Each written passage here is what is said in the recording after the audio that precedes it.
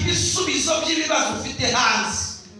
Ibisubizo bikurimo niba wumvira ijambo ry'Imana ukaribika mu mutima wawe, umwuka wera akariguhishurira ugashyira mu bikorwa iby'umwuka yagutegetse, ibibazo birarangira. Amen. Mukomere Imana amashyi.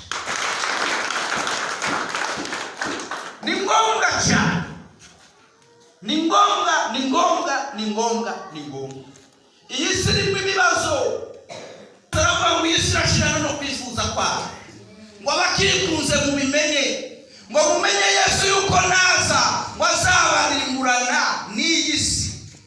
Nta wundi muti w'ibibazo dufite, neno la ijambo ry'Imana. Hindukirana mugenzi wawe mubwire ngo umuti wonyine ufite w'ubuzima bwawe ni ijambo ry'Imana. Muhindukirane mubwire cyane.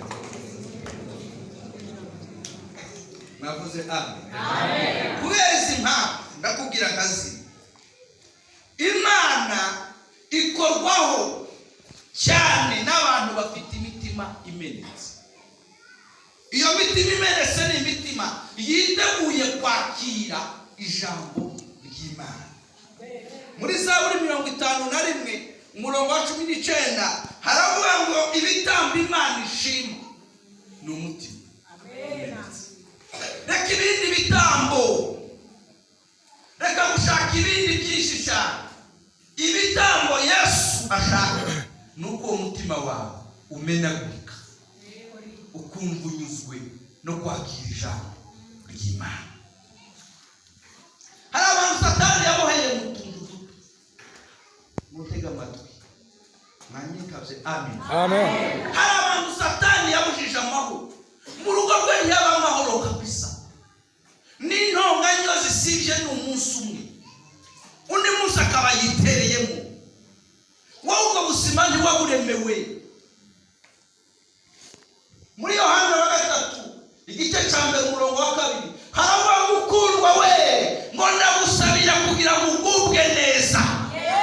Mwanyita haleluya. Ntabwo Imana yaremye ngo abe wababaye abakomeretse. Apana, ngo n'uburiganya bw'umwuka wa Satani. Ukundwa, Imana irashaka ko wishima. Pawulo yandika Abafilipi 4:4 arababwira ngo ndababwira ngo mwishime, ngo nongeye kubabwira ngo mwishime, ineza ya imenywe n'abantu.